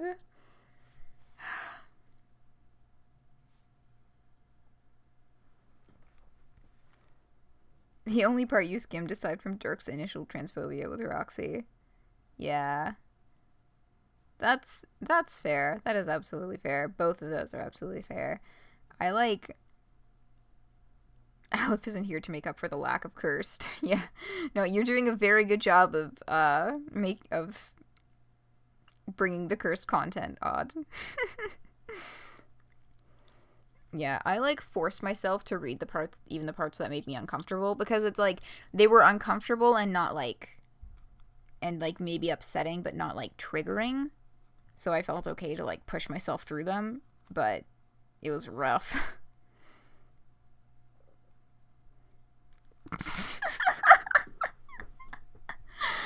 For striptease? Oh my god. Oh yeah, MSPFA. Yeah, for sure. Definitely am familiar with that one. Oh yes, also fuck Dirk from Meat, specifically. Fuck Meat Dirk. Fuck that guy.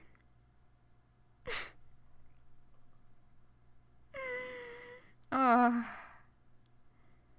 For striptease. What a fucking set of words to say together.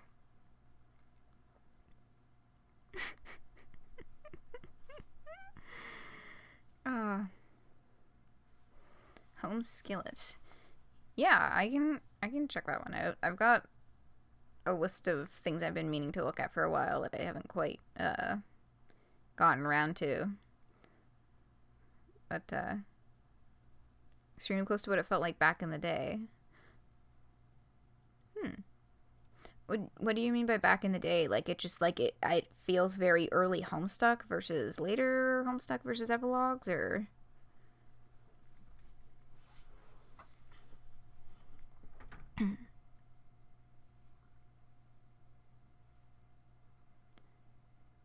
Stuff to read before we start another reread. Yeah, I mean, like, well, like, before Act 6 Homestuck. Okay. Cool. That's an energy to take. Yeah. Oh, before Hivebent. Yeah, like, first 4 acts kind of thing. That's a good energy. I like that energy. Yeah. I'll have to slot that into the queue of things to take a peek at. Oh, it's on Act 2. Nice. Nice. In progress. Yeah. Yeah, in terms of the next reread, these are probably going to take a while. And then we're going to finish Problem Sleuth. Probably restart Problem Sleuth, because let's be real, who the fuck remembers where we even were? And then, depending on the timing, I think it might be about the anniversary of this channel and about time to start a second reread in, like, October. The very, very old MSPA layout. Ooh. I don't think I ever saw the very, very old MSPA layout. I know there was an older one than, like, the more current one, but I only got into Homestuck in, like, 2011.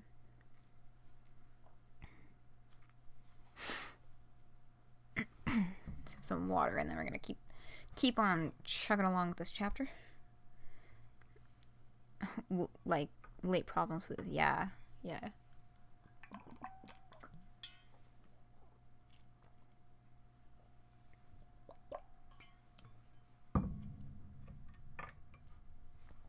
I feel like I maybe have seen, like, screenshots of the website from way back then, but yeah, it'd be neat to see, like, a web page that's kind of modeled after it.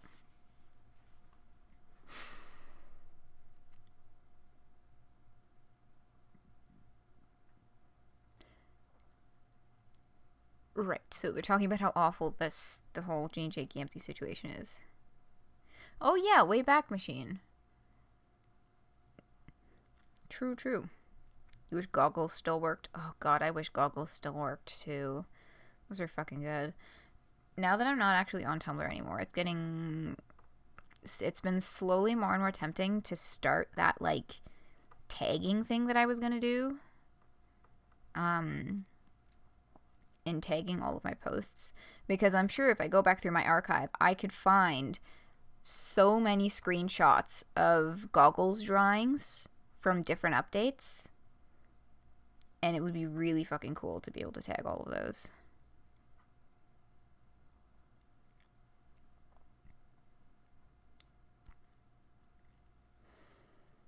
When Gamzee does, oh god. Oh god. Yeah. We haven't even gotten to that fucking chapter yet, and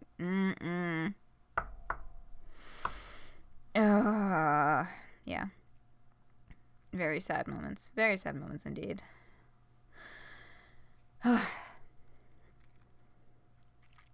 Okay.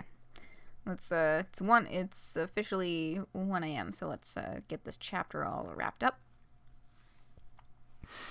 Jade sits up and wraps her arms around her knees. Her ears go flat as she chews her lip. It's not like I don't know that. John never shuts up about it. I mean, he and Jane used to be close back when we all first met, but last time I talked to John, he accused her of raping Jake. Oh shit. You don't fucking say. It's not like I don't worry about Jake, but come on. We're all adults. What am I supposed to do? Show up at his window dressed like the Blue Fairy and whisk him away from his terrible life? Maybe that would work for a few days, but the only thing I learned from dating around a lot in my youth is that no one's going to leave a bad relationship until it's their idea to leave.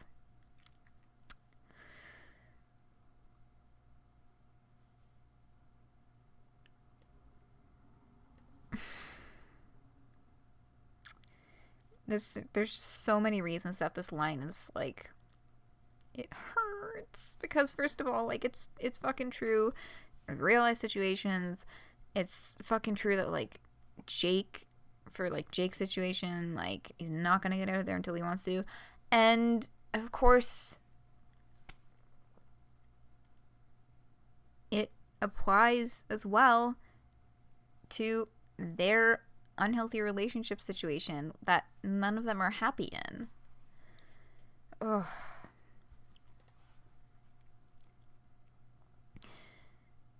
She takes a shaky breath and shuts her eyes. Her hair spills around her face when she leans forward to put her chin on her knees. Dave and Karkat exchange a look that is equal parts confused, miserable, and desperate. Karkat makes a fist against the ground, digging up a handful of moss and getting dirt under his fingernails. Perhaps it's a metaphor, he wryly speculates, for the way Jade has dug up the emotional dirt in their relationship. Dave clears his throat quietly. One of them could say something right now if they found the nerve. But as the moments slide by, nerve remains in short supply. Karkat opens his mouth, without quite having settled on the words that will come out of it. But before any do, the sky cracks open. Instead, he lets out an undignified yelp and scuttles back so he doesn't get hit by the sharp debris suddenly raining from above. Jade spins around and flings her arms out, using her space powers to catch the offensive rebel and shrink it into harmless granules. They spark and clash against her fingers. She can't quite tell what they are. They're not rocks or metal. They don't even seem to be physical. Something else comes hurtling out of the hole in the sky, too fast for Jade to catch. It hits the ground with a clap of green lightning. The collision sends a geyser of dirt, rock, and vapor into the air. Dave flash steps to shield Karkat. Jade doesn't move, taking the brunt of the explosion face on, using her abilities to warp the energy around her so that she's a mote in the center of the storm. When the dust clears, she's the first to jump in the crater, trailing smoke behind her. This is a really cool way to use her space powers. I thought that was really neat. There's a body in the center of it. The torso is bloody, tangled, and curled into a fetal position. Its shoes are missing, but otherwise the outfit is quite familiar to her. It's a dead ringer for her old Witch of Space uniform. Jade touches the body with the toe of her shoe and then gasps when it rolls over to reveal its face. It's me? Karkat and Dave stick their heads over the edge of the pit.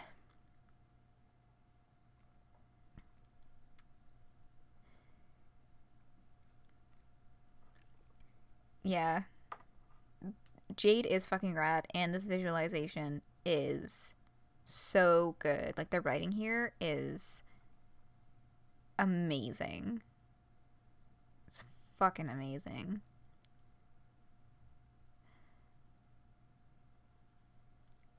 I think in terms of Candy, and like one other scene that really comes to mind as being beautifully written is the one between John and Tavros that Aisha wrote. Ugh. I'm genuinely really excited to read that one because it's just such good writing. And also it's just such a wonderful moment. Holy shit. What in the ever-living fuck? Good question. I don't know, but we should probably get her some help. Help? For what? It looks like her internal organs are obliterated. She's covered in more blood than I thought humans even had inside them. Well, we can't just leave her here in this fucking hole, man.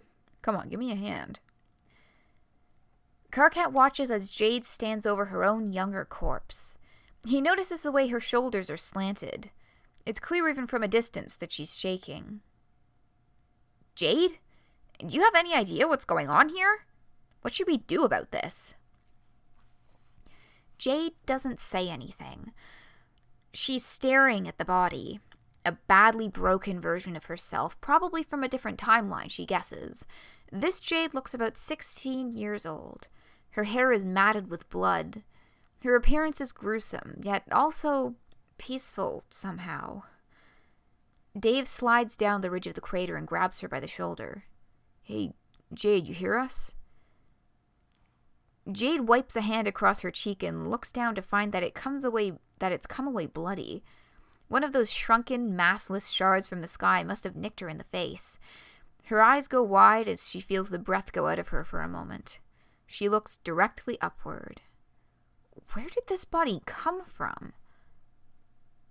Jade? Yes, Dave, I heard you. Still staring at the body, Jade digs her phone out of her pocket. I need to talk to Jane.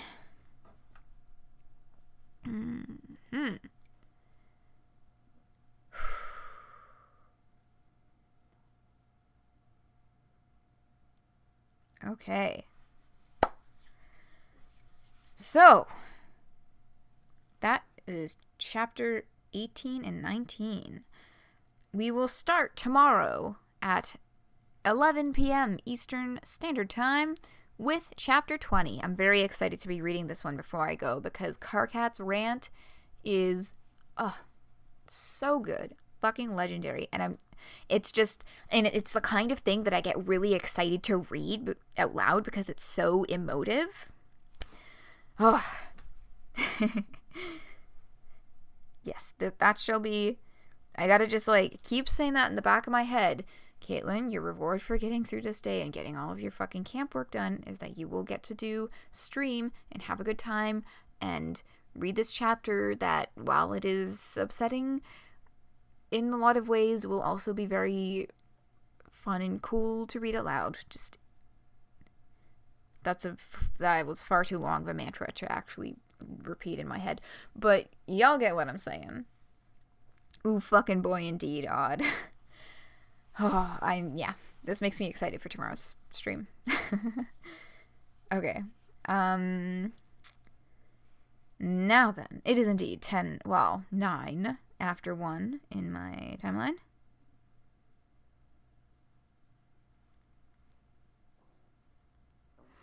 You want me to peek at it now?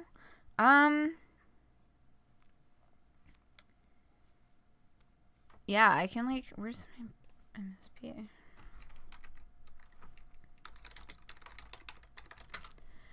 There it is.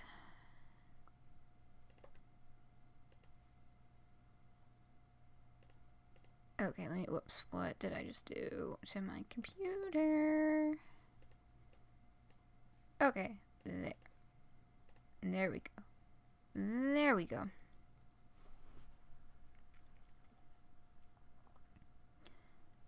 Okay. Yeah, old MSP layout. I'm getting it.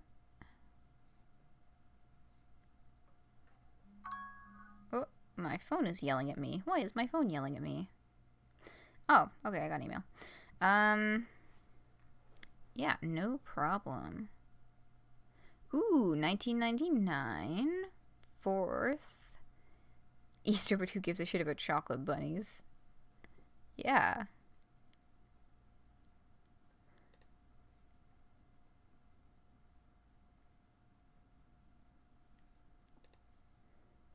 Okay. Yeah, this looks... I'm getting the vibe. The art style is pretty spot on with Homestuck. Yeah, this is really vibing like Andrew's old writing. Damn. Mm-hmm. Well, I definitely get what you were saying. But saying that it felt like old, like Act 1 to 4 Homestuck, and like I'm definitely getting that from this, for sure.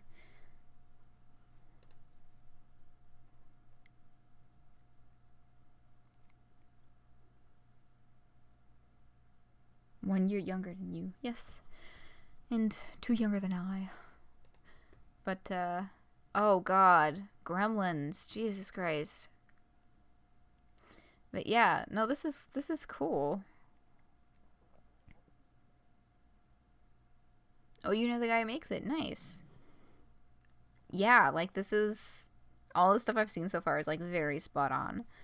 Okay. I'll put this in my... where's the... let me go back to the first page. I will start from the beginning. I will read this in my spare time at some point. I will put it in my bookmark folder labeled After Camp for all of the things that I need to do but don't have time to do before I leave. Okay, so that's cool. Thank you for sharing. Let me put that link in my link thing. Okay, cool. So I'm going to... well, right now, I'm gonna do the thumbnail for that Dream Daddy stream so that I can get that uploaded as soon as possible. And then...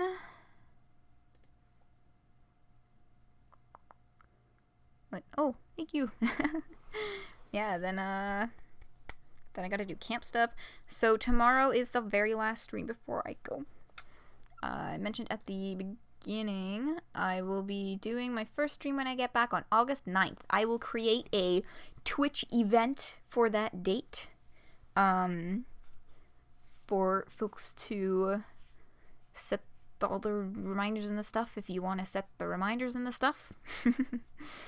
Actually, I should set that up now because I will probably forget to do that.